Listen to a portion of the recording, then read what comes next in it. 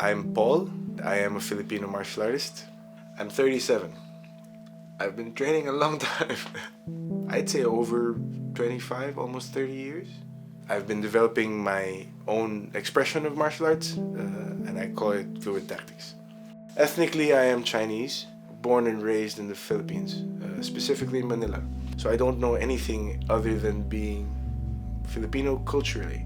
I am very proud of where I'm from, just because I know nothing else.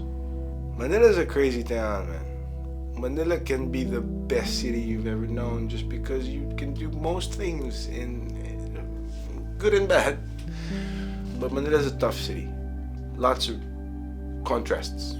You'll see Richie Rich and you'll see the worst poverty you've ever seen maybe. The pride that I have for my country is to do with the people that are in it. Being in and around people who have similar struggles and similar means of fighting the system, fighting the so-called oppressor, which is I think what most Filipinos do, just because we were always bullied. And Filipino martial arts is no different. We needed an outlet. We needed a way to protect ourselves from invaders, oppressors, these days bullies generally. As much as there are so many different things that the Filipinos have done for the world, still not many are recognized. Filipino martial arts, or as it's known to be Eskrima or Kali, Arnis, is, let's say, a blanket name for different styles of martial arts or combative arts in the Philippines. Some of them come from families that have passed down from generation to generation, have developed certain techniques utilizing weapons, utilizing machetes and swords, sticks, knives, their bare hands, their feet. A lot of the Filipino culture is a bladed culture. It is something that is part of our nature to be bladed, because a lot of fishermen, a lot of farmers, these days there's so many different things that involve Filipino martial arts. I was told, I don't know how true it is, about 90% of your action films, in Hollywood at least, is done with some form of Filipino martial art. I don't doubt that. Bruce Lee's best friend is Filipino. Filipino martial arts, or Filipino as a people, have stood the test of time, of weather, of bullying, of oppression, is adaptability.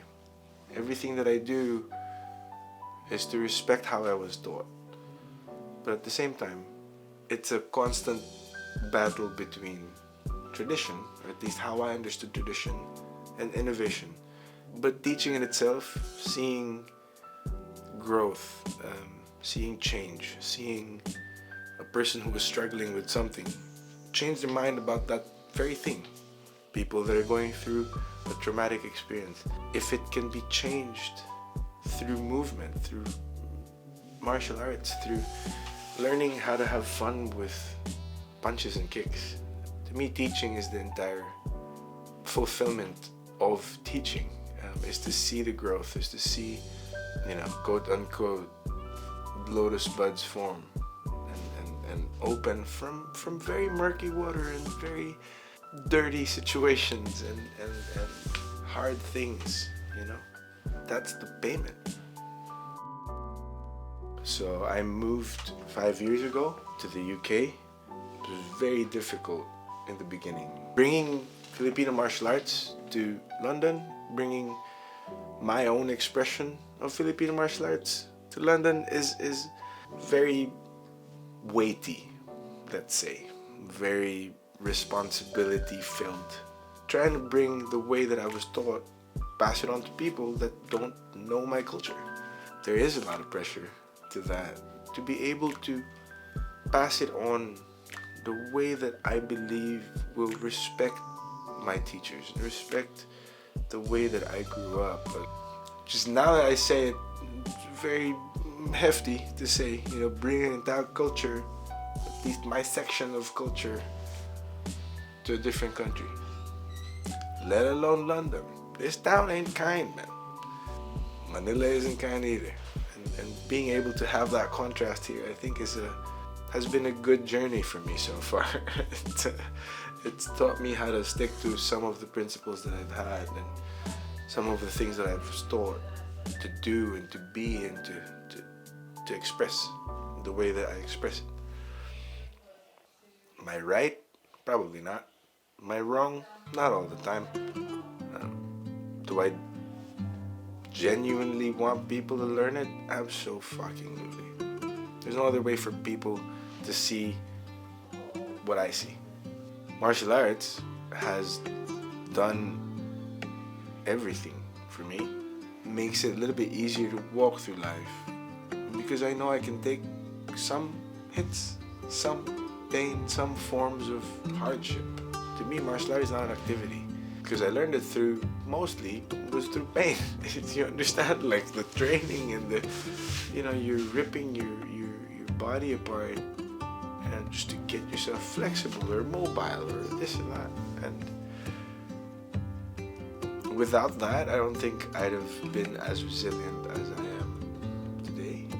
I wouldn't have been as respectful or as polite as I am without going through martial arts.